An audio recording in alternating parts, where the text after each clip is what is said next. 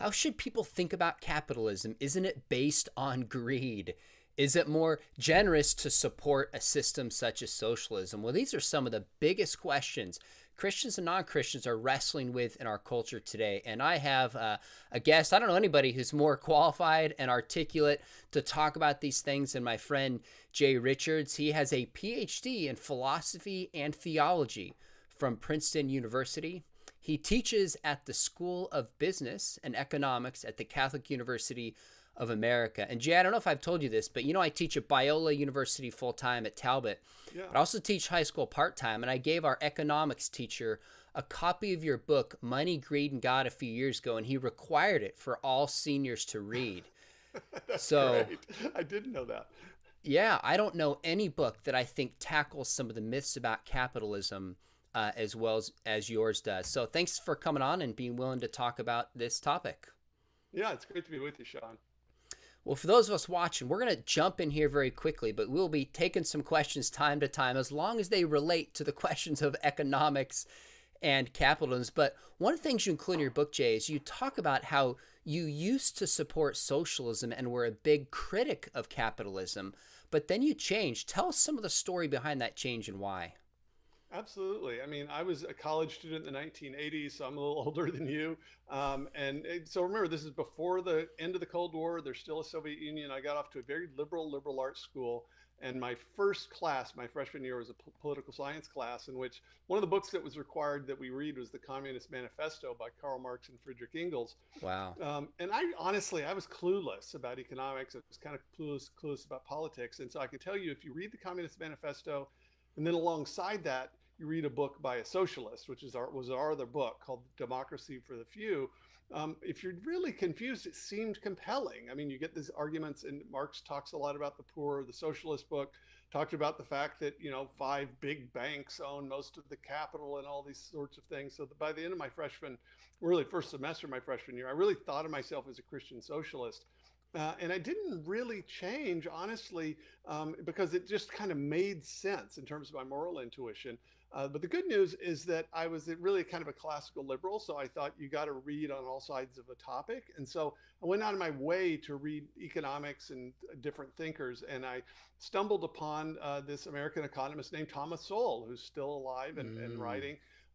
And his writing, even though it's really dispassionate, he persuaded me that socialism, it wasn't the kind of aspirations that were the problem. It was the fact that it just doesn't actually work, that it runs afoul of basic economic reality. So that by the time I was a senior in college, my moral intuitions hadn't really changed, but I became convinced that a market economy, free enterprise, whatever you want to call it, was by far the superior system. In fact, I eventually concluded that it was the best known system for lifting entire cultures out of poverty. And so I honestly didn't think that, the argument would continue. I graduated from college.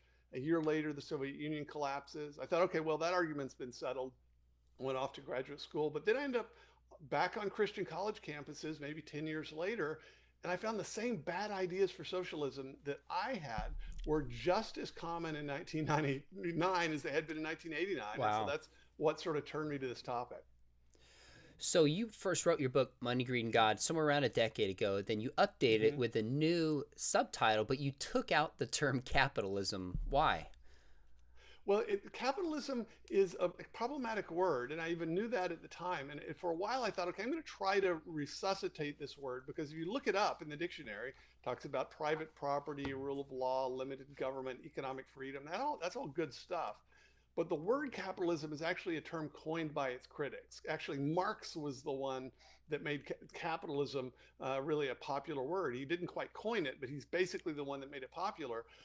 And as a result of that, it's always been a kind of term of abuse. It's been kind of a pejorative. And so I always ask students, okay, what's the mental image that you get in your head when you hear the word? And overwhelmingly, I can tell you what the picture in my mind is. It's that the tuxedo-clad guy with a bag of money from the Monopoly game. It's actually got a name. It's Uncle Pennybags is his name, but he's a caricature of the American financier J.P. Morgan, and that's the sort of mental picture. Some rich guy in a tuxedo smoking a cigar, running off with everybody's money.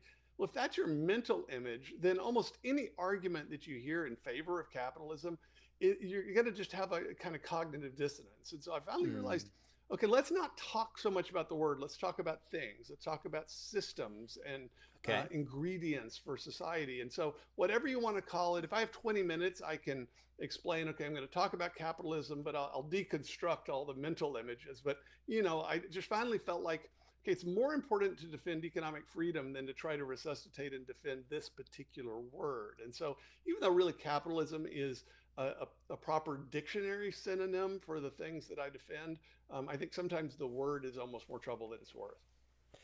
Gee, I think it's really interesting that your moral intuitions as a Christian didn't change. You want to help No. the poor, you want Yep. freedom, but your understanding of capitalism and how it brings it compared to socialism is what changed for you. Now, there's some great comments here, by the way. People talking about capitalism being great for the rich, terrible for the poor. We're going to get into this, but let me start by asking this point. What is capitalism and what is socialism? Let's make sure we understand what these terms mean.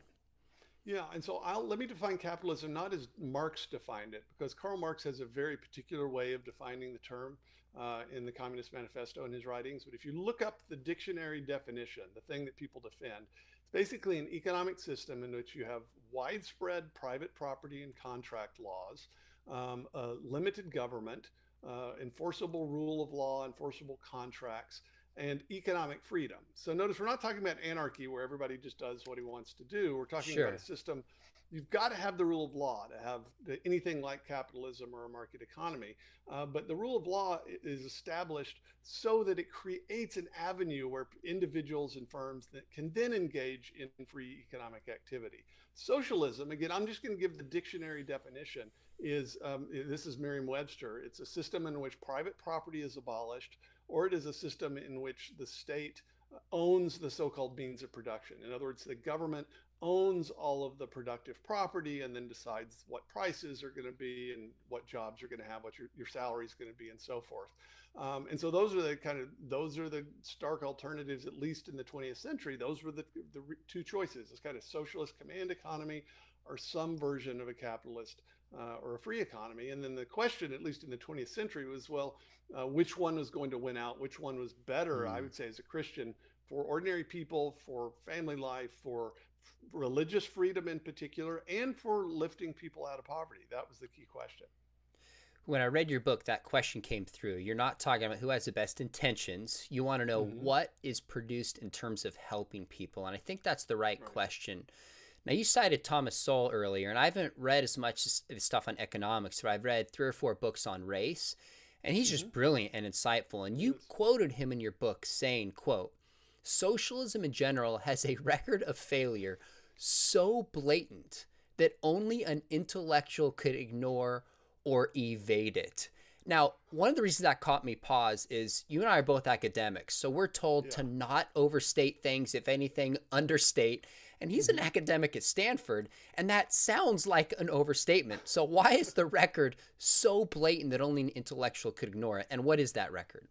Yeah, well, the record, if you look at actual socialism, you're always being told, well, Venezuela, that's socialism hasn't been properly tried, or there's always some kind of excuse. But if you just look at the 20th century, the people that called themselves socialists, that followed Marxist theory in particular, have an absolutely, unmitigated disaster, and, Hmm. complete failure. So name basically 40 countries that tried this. Um, Conservative estimates are that about 100 million people died in those countries. I'm not talking about people killed because they went to war. I'm talking about people effectively killed by the policies of their own government between, say, 1917 and 1990. That is an absolute catastrophe. On the other hand, if you look at what happened, say, from 1990 until last year, about 1 billion people worldwide emerged from absolute poverty around the world, especially in places like China and India and Asia.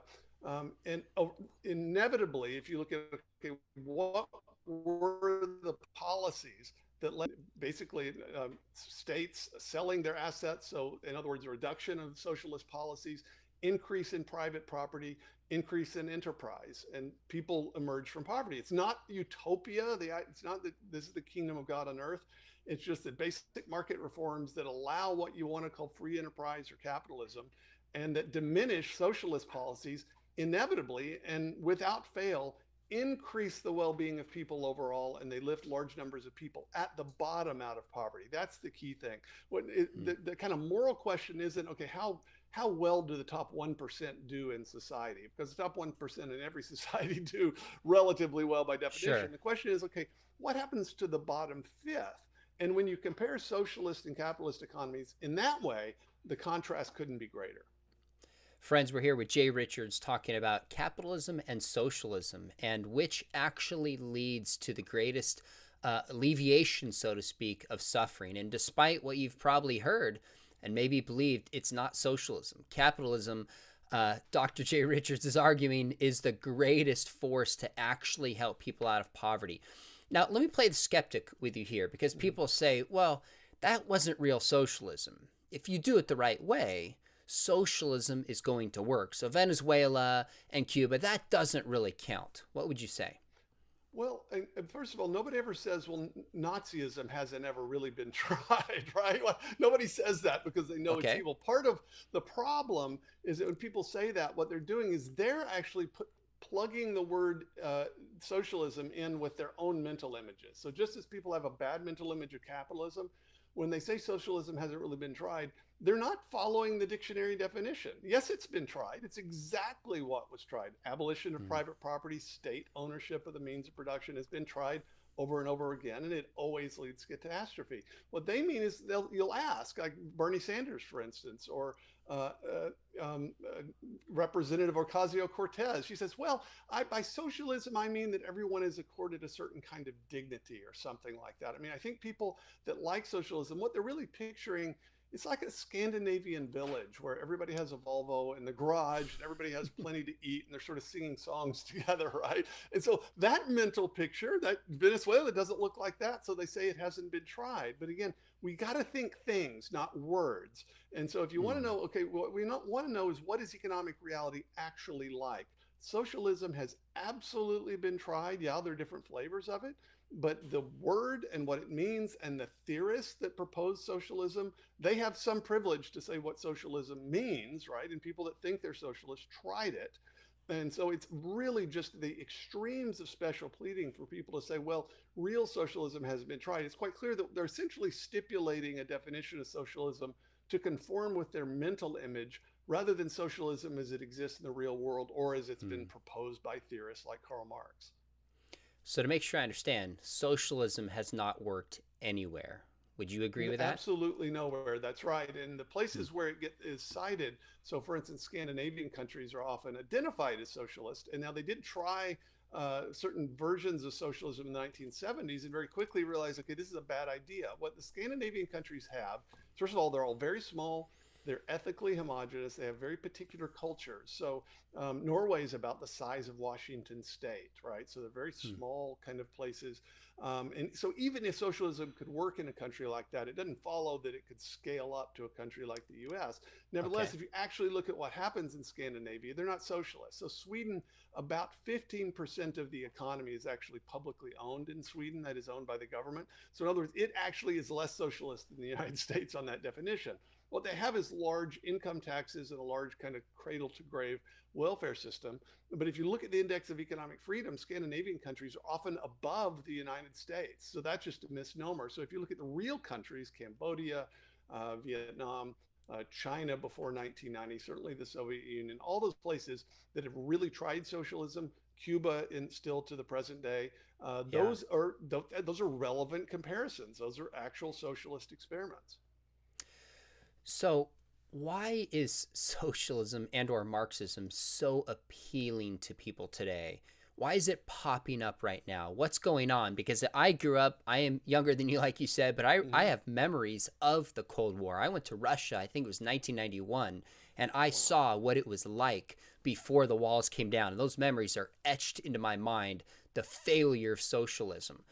Is it a collective memory that people have just forgotten? Is there something else going on that why it's still appealing to people, even though if what you say is true, and I believe it is, that it's just failed on every attempt? I think it's two things. First, I think socialism is always a perennial temptation because, first of all, it has the word social in it, right? We're social beings. God created us. By definition, we're social because we have a relationship to God, to our creator. And then we're created, it's not good for man to be alone, as God said of Adam, right? We are intrinsically social creatures. And so that appeals to that kind of moral intuition that you want a social system that recognizes the fact that we're not these isolated little individual monads living for ourselves, that we're creatures in community. And so socialism has the virtue of having that word social in it. So it's always had really good branding. But I think the other thing, Sean, is that, see, you're just old enough to have memories of the Cold War. I was graduating from high school or college just as it collapsed. Certainly all college students today, and even college students that have been out for 10 years, have no memories of the Cold War at all. Yeah. And so remember, I mean, people that are voting Yep. now, they have absolutely no memories of this at all. And so at best, it's a kind of a distant memory in their history class. And history probably isn't being taught anyway to most of them. So they don't actually know the history of the Cold War.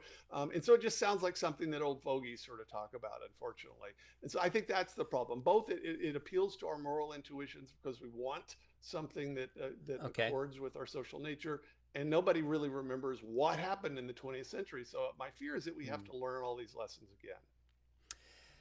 Now, you've talked about just the evidential failure of socialism on an economic level, but let's go down worldview a little bit. What is it in terms of philosophy or human nature or something else of why socialism has failed and, in your view, will always fail? So it's a kind of complicated couple of distinctions here. So socialism, sort of broadly construed, there's actually different versions of it. There was a Christian socialism in Great Britain in the late 19th and early 20th century. There've been kind of some of these religious experiments, like the Oneida community in the United States, right? And even early kind of Mayflower experiment, the first couple of winters, they kind of had a socialist thing going. It didn't work well, and William Bradford changed it.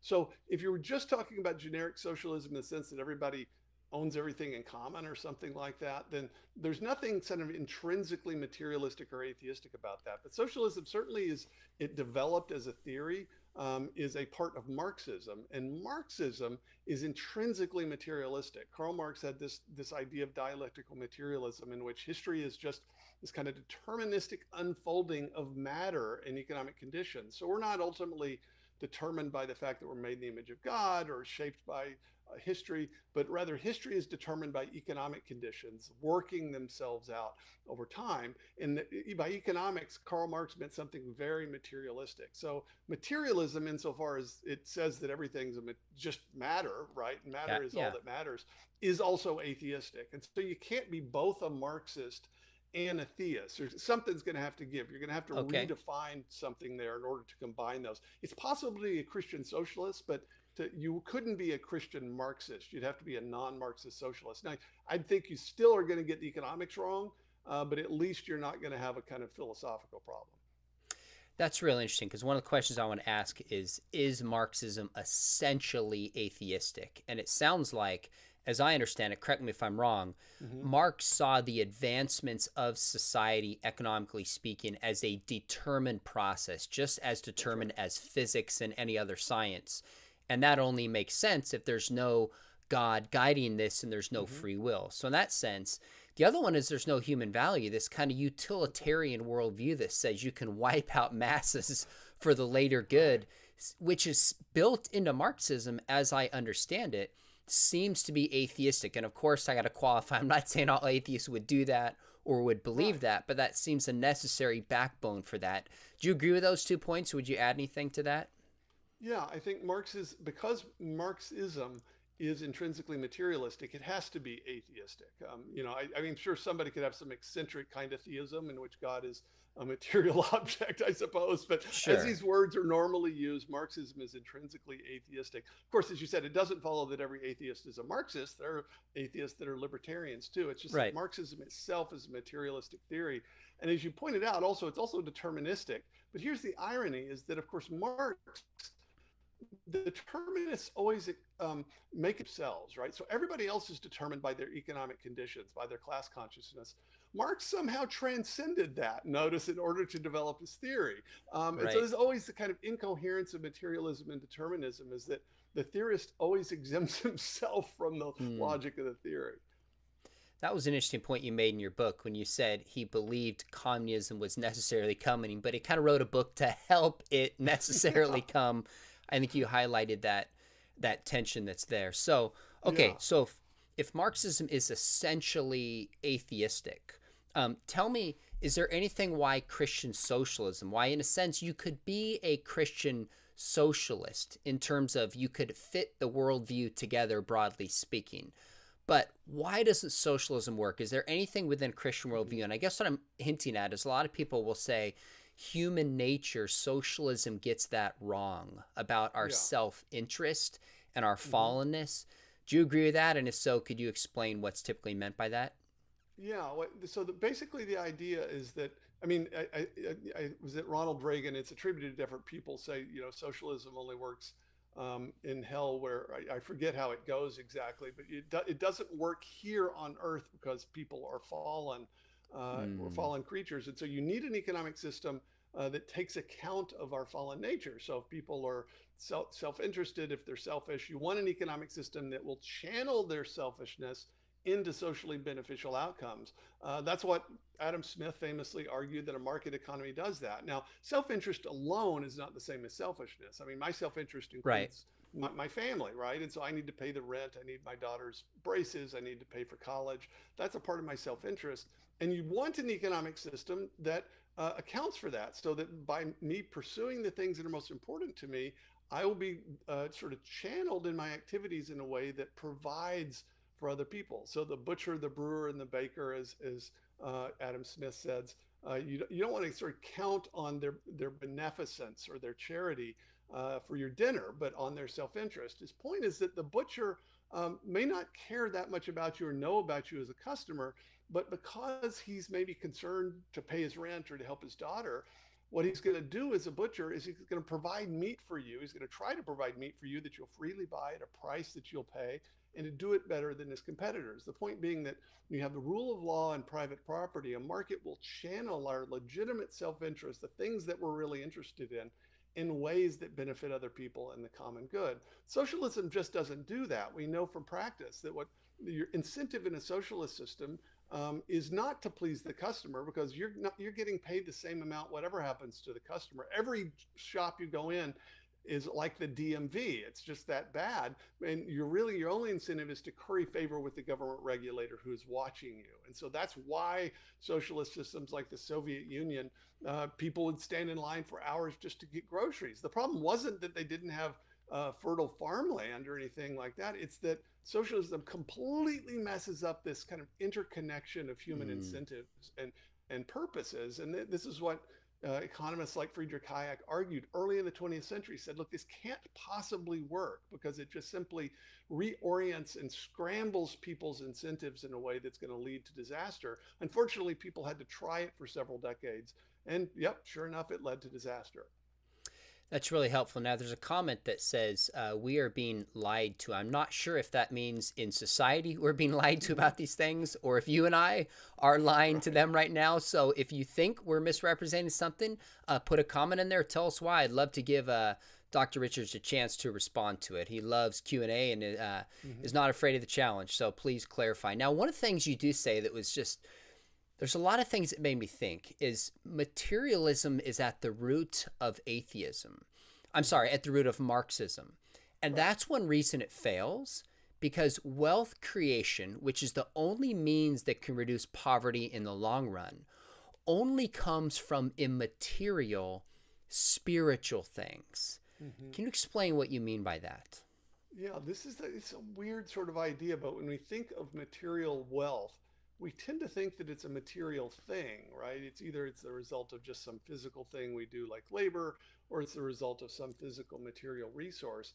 But if you think about it, economic wealth is almost always something that involves something that we've done. So oil, for instance, right, or hydrocarbons, it's actually not a resource. It's not anything of value to anyone. In fact, for most of human history, we either didn't even up, it was just messing up someone's farm. It was only once we discovered that it could be refined, right? So you could separate kerosene and gasoline.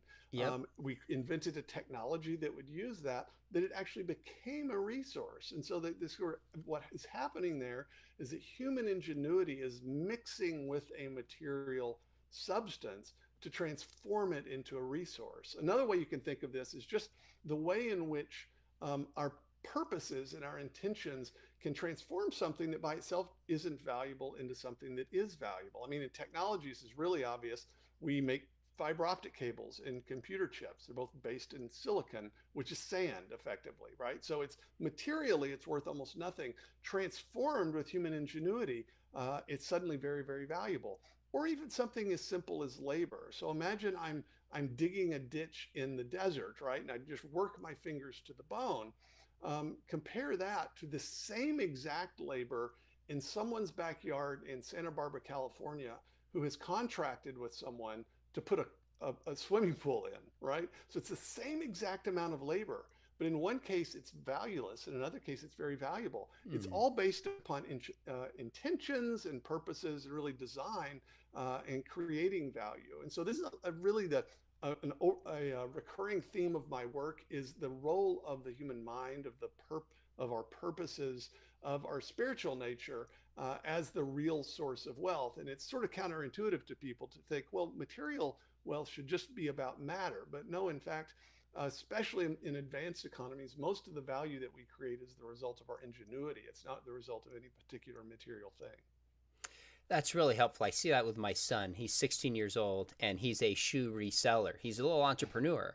And some people ask about those Jordans behind me. Number one, I played hoops in college and I love basketball, played at Biola. But my son has this shoe reselling business and he takes old shoes, he fixes them up, finds an audience that values them and increases the value for them, and he makes money. It's kind of a win-win.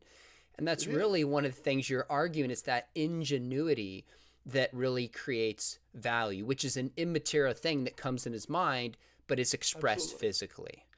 That's right. And in fact, see, your son is doing a couple of things. First of all, he's adding physical value to the shoes.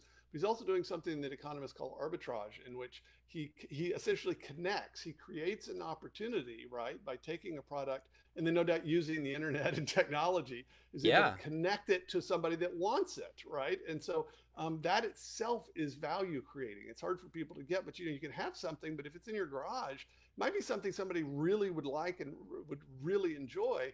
But if there's no way to connect it to a potential customer on the other side of the country or the other side of the world, it's not value creating. And so that's what's actually happening. And then use one other expression, that it's win-win. That's an absolute key thing, is that in a genuinely free economic exchange, that is free in which people on both sides are free, those are mutually beneficial exchanges. And people often think of trade as if, well, if somebody wins and somebody has to lose, a so-called zero-sum game. And there are zero-sum games. If I steal from someone, right, that's I win, they lose. But most economic transactions in a free context are value producing, because they wouldn't actually happen unless both people participating saw themselves as better off as a result. So when I go to get my haircut, finally on Friday, I've got the many months of COVID hair here. I'm going to finally get to see that woman that cuts my hair, right? I will pay her money. She will cut my hair. We both end up better off, right? It's not like there was a wealth transfer from me to her. I give her money. It's because I want her to cut my hair more than I wanted the money, and she wants the money more than she wants the time that it takes her to cut my hair. So it's mutually beneficial. And that's something that once people get that there's a way to organize a society in which a lot of economic exchanges will be win-win, will be mutually beneficial, then all of a sudden economics in a completely different light than just every exchange has a winner and a loser. Jay, I'm curious how you would make sense of a comment that's on here. Someone says, yeah, but your son had privilege, had opportunity, and a safe home. And first off, I'd say that's true for my son. We've given him opportunities. We've held him accountable. We've demanded that we don't just give him money, that he pays it back and he earns his keep in terms of his business, so to speak. But my father didn't. He had very little given to him and was able to make it in life in a number of ways. So What comments would you have on that? That yes, even in a Yeah. capitalist system, there's some people who have more opportunities than others. Does that downplay the value of the capitalist system, or what do we draw from that? Well, I don't see, yeah, of course, that's true. But it's not like that's an argument for socialism or something like that. I mean, because what happens in socialism is that the vast majority of people end up poor and impoverished. What you Mm, want, you can't have a system in which everyone has equal opportunity, because the reality is if you're born into a broken home or you're born into a healthy household, you're going to have opportunities other people don't have. What you want to know is, because so we can't create a society in which everybody has the same opportunities unless we just destroyed everyone's opportunities. What you want to know is, like, is it possible to have a society, or what can we do to make society such that people that are actually willing to work and to apply themselves diligently can work themselves out of poverty or not, right? That's actually what we want. There's no question that if a child is born in and has lots of opportunities, he still has to decide what he's going to do with it. But that's not an sure. objection against a market economy. The reality is the market economy requires all sorts of social preconditions in order to thrive. And in fact, I've argued for years that market economies actually don't do well unless you have really healthy institutions, especially church and voluntary institutions and charitable institutions, and especially the family. In fact, I don't think any society really prospers long term at all without healthy family. And so, arguments about families, well, you need to talk about family policy, but that doesn't answer the economic question of what set of institutions and systems are best for allowing people in general to emerge from poverty. That's fair and very helpful. A lot of what you're arguing is that there's certain necessary conditions that need to be in the way: rule of law, family, etc., for entrepreneurialism and the market to really benefit and thrive. And when it's not, it can't. So I appreciate you draw that in. Here's a question. I wonder how you would comment on this. This is a thoughtful question that I've heard before, and it says, how does Dr. Richards account for the state having to bail out these capitalists when they lie and cheat and go belly up? Yeah, that's a great question. And so it actually depends on who we're talking about. Because notice I haven't anywhere said that the American system that we have is a free market ideal. It is absolutely not a free market ideal. And if anybody's read any of my stuff over the last 15 years, they'll know I'm highly critical. In fact, I wrote a book in 2013 called Infiltrated about the 2008 financial crisis, in which I Mm, decried a lot of the things that happened and also a lot of the policies that actually led to it. I'm convinced that a very specific set of policies uh, incentivized banks to do what they did, and that was actually the kind of the root of the crisis.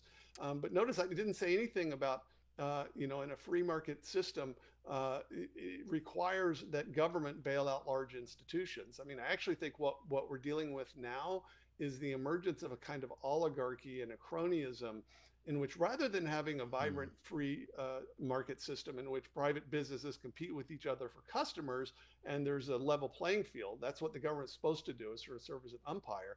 You have a collusion of very large economic actors. Think of big tech companies like Amazon and Google and Facebook in collusion with government. Now, that's not socialism of the Marxist variety, but it's also not free enterprise. It's this kind of sure. weird hybrid. And I actually think, I honestly, Sean, I spend a lot less time worrying about us ending up as Stalinist Russia. That's not going to happen. There are really no viable politicians that think that we ought to nationalize all industry, that all farms should be owned by the federal government. Really, nobody advocates that. What we actually, I think, are in danger of is a kind of semi-socialism in which you have large, officially private companies that are actually then protected by the collusion that they have with government regulators. I think that's the Mm, actual system that we're dealing with in the early 21st century. And I think that's honestly the greatest danger I think that we have, because that's in some ways, that we'll call it cronyism. That's in some ways more subtle and wily than socialism. Because when you have socialism, if you have an economic catastrophe, you blame the government. I mean, that's what happened in Poland, right? The Solidarity movement in the 80s was actually a labor union movement against socialism, because they recognized that the Polish state, controlled by the Soviet Union, was responsible for the economic doldrums that the country had. Well, cronyism isn't like that, because what you have is you have government sort of controlling things in a regulatory way behind the scenes, but you still have these large private corporations acting, so that if something messes up, it's always the fault of the private corporations. But then notice what okay. happens is that the government comes in and protects them, right? So that's what happened in the financial crisis. You had large banks that did bankrupt.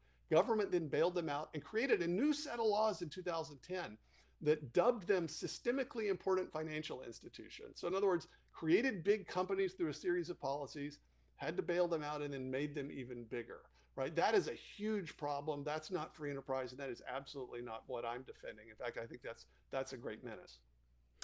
Jay, some time ago, I did a short video on social media, put it on Instagram, about how the early church was not socialist.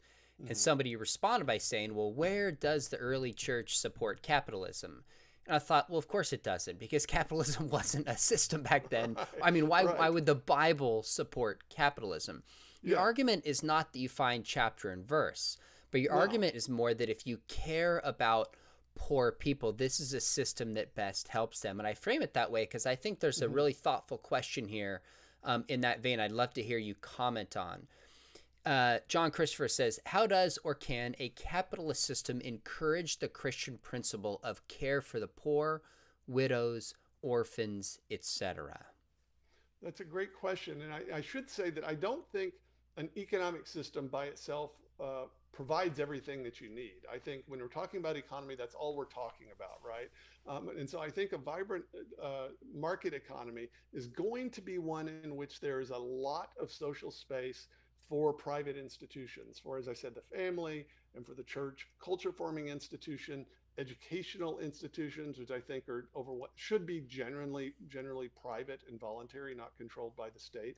And when you have that, right, you have a society that actually creates a humane culture. And if you don't have that, I don't think the economic system by itself is going to do that.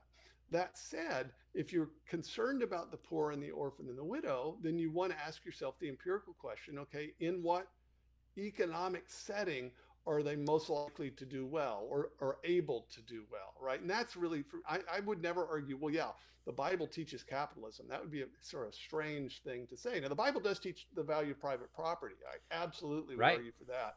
And so I think, so that right there makes it hard to be a Christian socialist because of the defense of private property. My argument's really kind of an empirical one. It is an empirical one. Let's look at the different kinds of systems and incentives and the way things they set up. And assuming we care about the poor and the widow and the orphan, which systems do the best by way of those people? That's the relevant question. And we know better how to answer that question now than people did even a century ago, and certainly several centuries ago. So is it fair to say you're kind of making a meta argument that Christians are called to care for the welfare of the city? We're called to care and love for our neighbors. And capitalism is not a perfect system, but it's the best system that does that. And then when it comes to caring for orphans and widows, that is a command James is giving to Christians to practice with their neighbors. Is that a fair way you see it?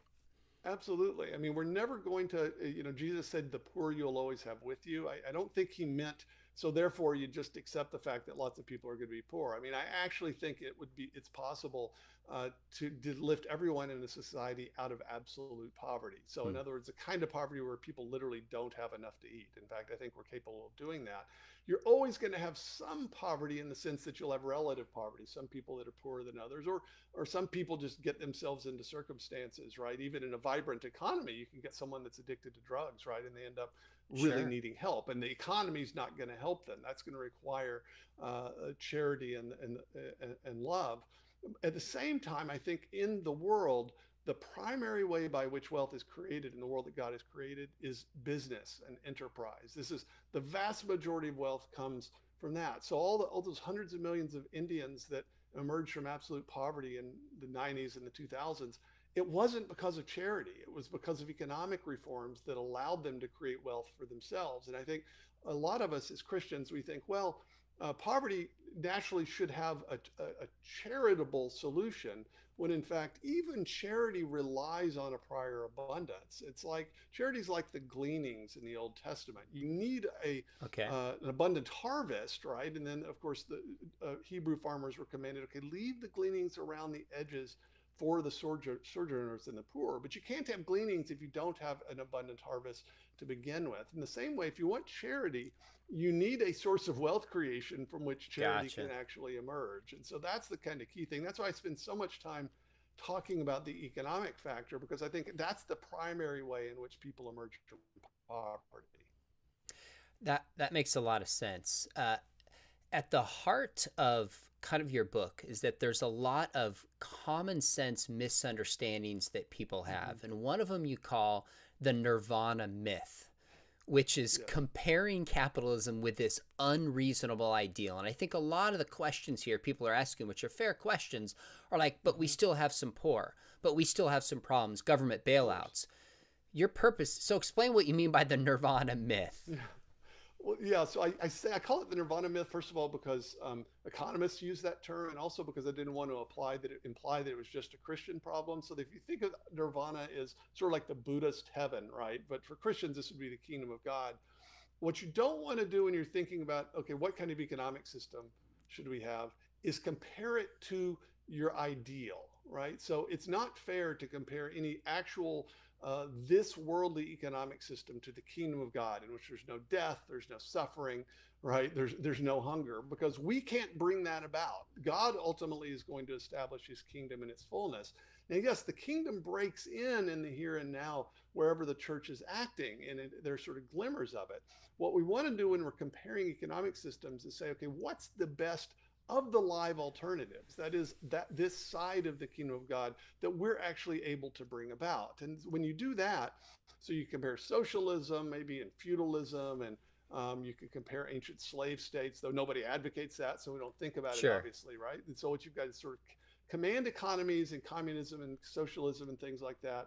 Cronyism is now a kind of a comparison, and then a genuinely free economy. And we have examples of that historically, and say, okay, which of the live alternatives is the best? If you compare any live alternative to the kingdom of God, the best and the worst look bad in comparison, right? It's like they flatten out. But if you take the kingdom of God off the table and say, okay, what are the systems we're capable of implementing, then I think a free market economy, it wins overwhelmingly. In fact, it's the only known system that can lift entire cultures out of absolute poverty. It's absolutely not the kingdom of God. It doesn't solve all our problems. But, I mean, it does the best that an economic system can do for the kinds of things you'd want to have happen. That's so helpful, Jay. When we compare with an impossible standard of what we want our economic system to be, then capitalism is necessarily going to fail, no question about it. Yeah. And that's because of the brokenness of human beings. But if we say what is the best for creating wealth, lifting people out of poverty, it seems the answer is obvious. Now, one of the other points that you make that I read this a decade ago, and it has stuck with me, perhaps the biggest takeaway the first time I read your book, Money, Greed, and God. When was it 2010 you first wrote, or what year did it first come out? Yeah, it came out in 2009, and then the 10-year anniversary edition, slightly revised, came out in 2019. 2019, okay. One of the things you talk about is good intentions are not enough, because good intentions often have unintended consequences. Yes. How does that apply to economics, and why is that so important in the capitalism socialism debate? Well, you could think of it if you were building an airplane, for instance, right? And so I used to live in Seattle, and when I lived in Seattle, it turns out there's this group of Boeing engineers that are Christians, and had been having a Bible study together for about 20 years. And every so often I would get invited to this Bible study. I thought, this is cool. These guys have PhDs in aeronautical engineering from MIT, and yet they're getting together on their lunch hour and studying the Bible. But it occurred to me, of course, I'm glad they're Christians, but it's not the fact that they're Christians that allows those planes to fly in the air. Etienne Gilson, this French philosopher, said, piety is no substitute for technique. In other words, you might be a great husband and a great Christian, but you still actually need to know the principles of lift and aerodynamics and these kinds of things, right? And so another way of thinking of it is you're going to have open heart surgery.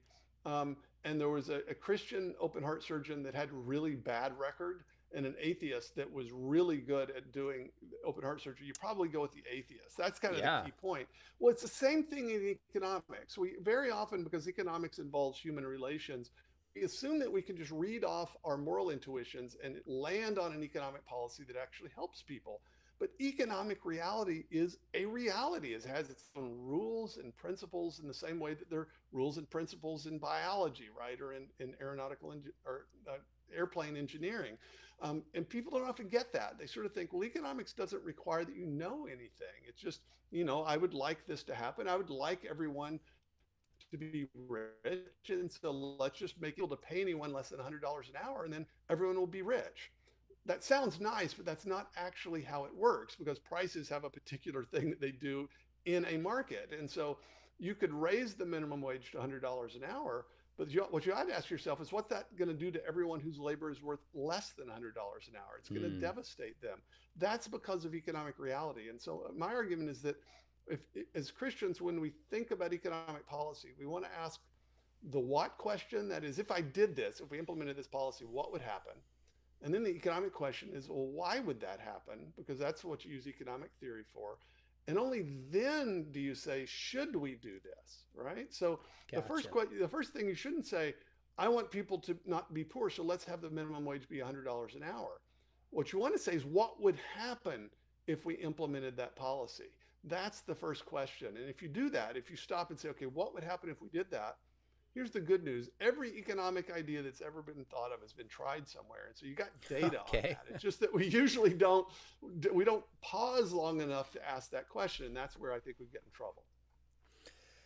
So apply this to the minimum wage, because this is being debated right now. Federal minimum wage up to $15, all with good intentions. What does the economic data tell us will result from this? Help people, hurt people, or be neutral? Well, and so any policy will probably help someone, right? And so, like, let's say you make $14.99 an hour, and you're just about to get a raise to $16 an hour. Now, remember that what you get paid, assuming a kind of competitive market for your labor, is going to be fairly close to what your labor is worth doing that thing, right? If you're doing something, you're getting paid $5 an hour, and your labor is really worth $20 an hour, that would mean there's someone next door that would pay you $20 an hour to do the same thing. And so you'd go do that, right, if you could. And so that's a key thing, is that our labor has a particular value depending upon where we live, the kind of state of the economy, what our skills are, and those kinds of things. So the reality is there's someone whose labor is worth very close to zero. What they need more than anything is a job to get experience on their resume, right? So just think of the 14-year-old kid in the inner city who needs to learn to be punctual and to smile and say thank you and say my pleasure, right? What he needs is his first job. It may be that his labor doing anything isn't worth $15 an hour. How is a $15 minimum wage going to help him? Well, it's not. There's always going to be somebody whose labor is worth the least. And the higher a minimum wage is, basically the more people you punish that are on the bottom rungs of the economic ladder, because they need a place to get started. What people imagine is if you have a minimum wage at $15 an hour, everybody just gets paid that. No, that's not how it works. If for people who, if there's work, for instance, that's just not worth $15 an hour to the employer, they either don't hire a person to do that, or maybe they automate it with a kiosk rather than hiring a person to do it. There's all sorts of things. This is a kind of really basic thing when you take economics. You understand the connection of supply and demand, and you understand that what prices do, if they're allowed to range freely, is they'll approximate what that thing is worth, including the worth of that labor. And the easy way to think of it is to say, okay, what would happen if we raised the minimum wage to $200 an hour? Well, it's obvious at that point, right? Everybody whose labor is worth less than $200 an hour is not going to have a legal job, right? It's obvious there. It's not obvious at $15 an hour because you're getting it down fairly low, and it's actually hard to track the effects. So that's why you want to think of it at the extreme. Now, if you get the minimum wage low enough, the signal of the effects are going to be lost in the noise.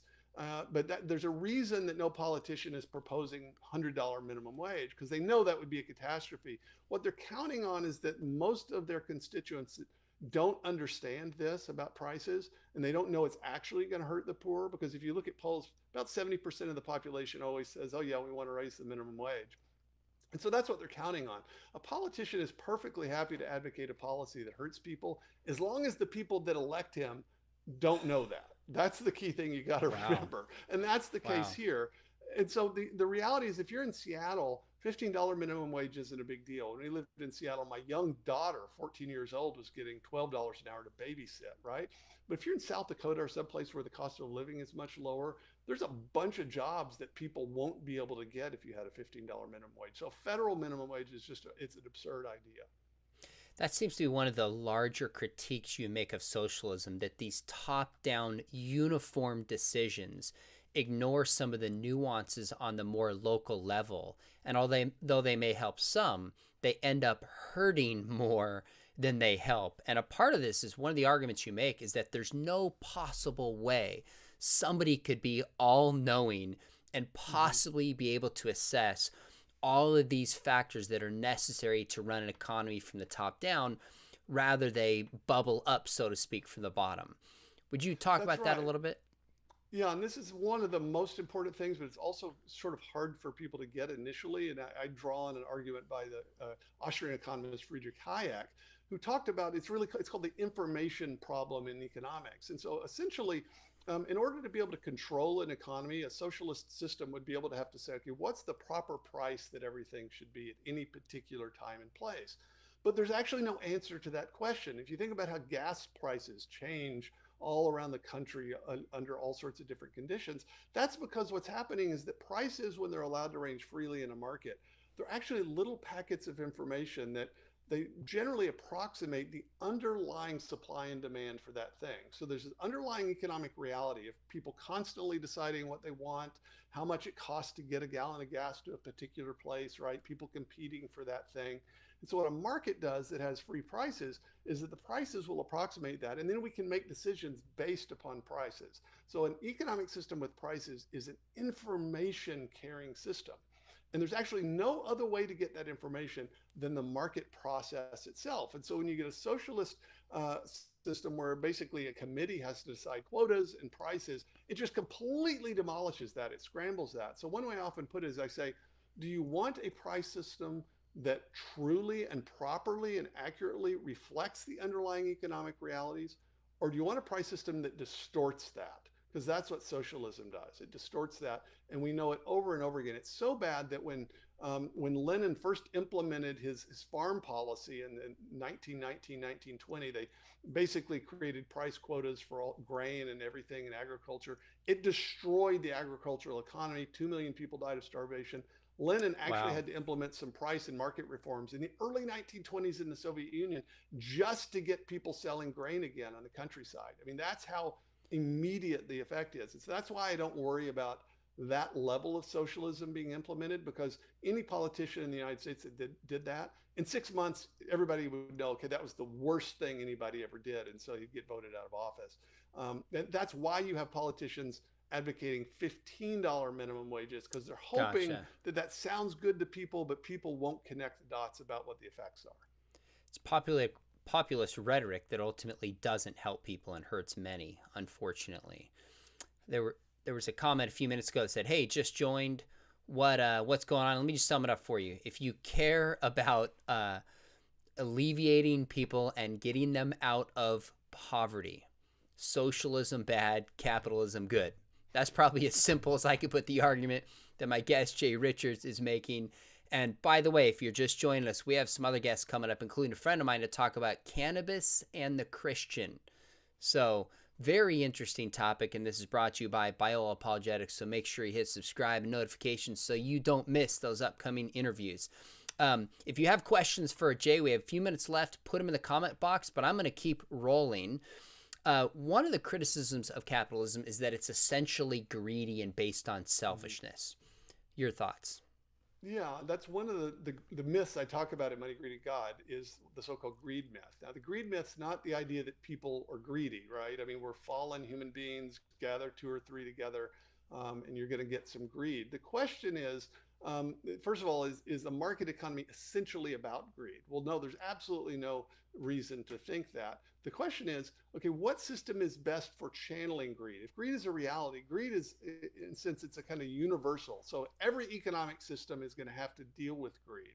So the question is, what do you want greed to do? Do you want it to be channeled so that it orients people? I mean, we mentioned Adam Smith's quote about the butcher, the brewer, and the baker a few minutes ago. Right. It says, you know, it's not from the benevolence of the butcher, the brewer, or the baker that we should expect our dinner, but from their regard to their own interest. Now, there he's just talking about interest, but let's assume the brewer, the butcher, and the baker are greedy, right? Still, what would he need to do if I'm the butcher? And let's say I'm just greedy. I'm totally motivated by greed, but I'm in a market economy with the rule of law, so I can't steal from people. I can't force them to buy my meat. What will I do to fulfill my greed? I still have to provide them meat that they'll freely buy, right? I could try to sell them spoiled meat, but I'll get terrible reviews on Yelp, right? So my even economic incentives are going to be to serve customers if I actually want to succeed. So the question is not whether you're going to have greed or not in the society. The question is, what set of incentives is best for channeling that to socially beneficial outcomes? I think that's one of the geniuses of this system of economic freedom. That was Smith's point. Smith never defended greed or selfishness. He thought it was a vice and a sin. His point was that given the fact that people can be greedy, what kind of system is going to be best for channeling that into beneficial outcomes? And I think you make a really interesting distinction between self-interest and selfishness. And even biblically speaking, Ephesians 5, it says, husbands, love your wives as you love your own bodies. In other words, we naturally love ourselves. We need to learn to love other people. So self-interest isn't bad in itself, and capitalism best harnesses that, is the argument. What about this one, Jay? That capitalism leads to an ugly consumerist culture. I mean, there certainly are some things, whether it's pornography that's allowed, or sometimes just buy this lie that if you just buy one more thing, you'll be happy. Doesn't capitalism propagate that idea? Well, so there's all these complicated issues I talk about in the book. But the first thing is sort of ugliness. I mean, I think that the source of ugliness, if you actually look at the kind of glorification of ugliness, it's not an economic system, because first of all, we had if anything, a more capitalist system in the 19th century than we do in the 20th, and we didn't have this.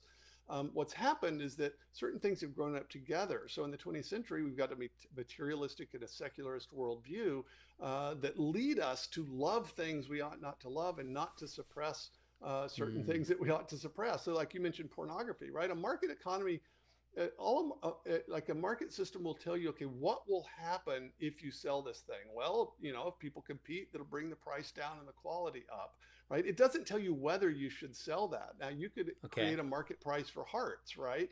Whether you sell hearts or not is a separate question.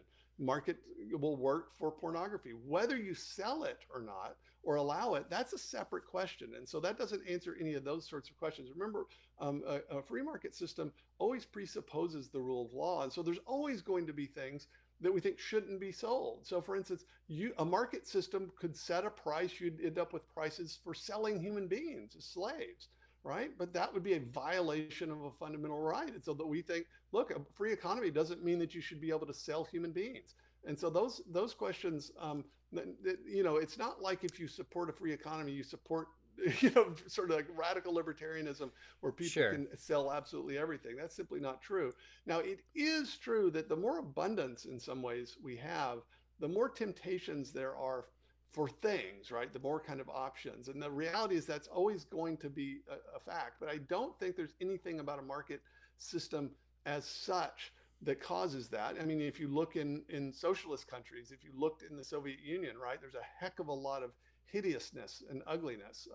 And so I really think the problem with a lot of this is a kind of glorification of the bad, right, and of ugly rather than truth and beauty and goodness.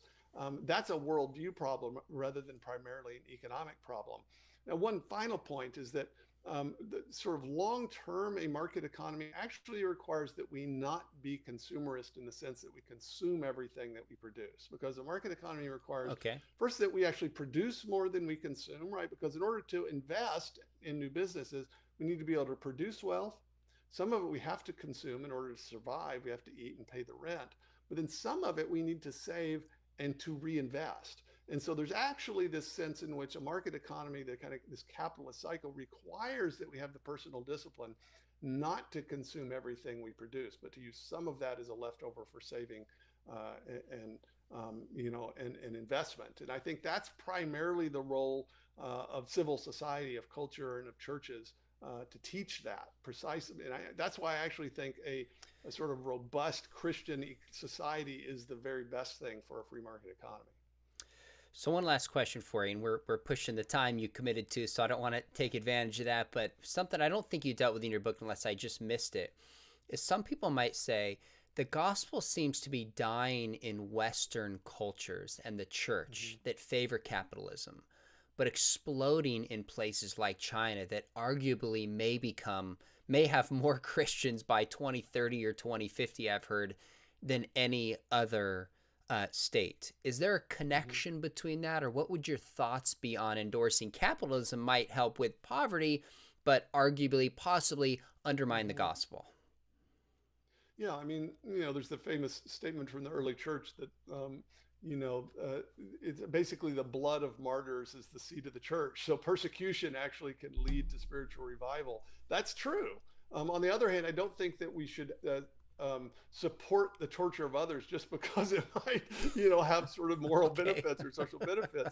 But I also don't think there's any kind of direct connection or correlation between capitalism per se and secularism. I think what we're dealing with and what we started dealing with in the 20th century was secularism. So for instance, it wasn't in capitalist countries that, if you look at Germany right now, so for instance, after the reunification of Germany, look at religious affiliation in Germany. It's overwhelmingly secular in the former East German part of the country that had 40 or 50 years, right, of enforced atheism. And so socialism is by far a much greater propagator of secularism. But the reality is that throughout the developed world, we've had a century and a half of the long march of secularism. And I think that's the thing that we need to be concerned about.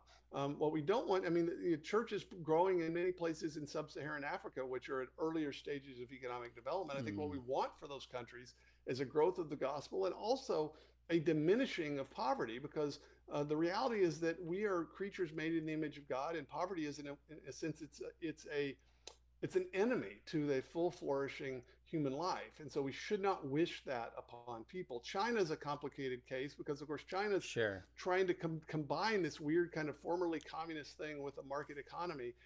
And so it's a weird sort of case. But I think generally the problem is secularism. And I think, ultimately the proper response to that is evangelism and apologetics.